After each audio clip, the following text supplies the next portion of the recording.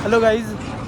So आज मी आहे अरुणाचल प्रदेशमध्ये तवांगच्या वरच्या साईडला, म्हणजे जिथे एकदम सेक्लुडेड एरिया आहे. हा एकदम सेन्सिटिव्ह एरिया आहे. हा सगळा आर्मीचा एरिया आहे, कारण की इथून चायना बॉर्डर आणि तिबेट बॉर्डर, भूटान बॉर्डर खूपच कमी अंतरावर आहे.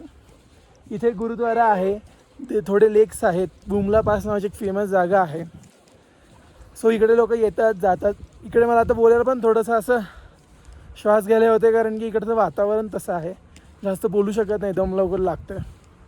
पण हे एवढं सुंदर आहे ना, एवढं सुंदर आहे.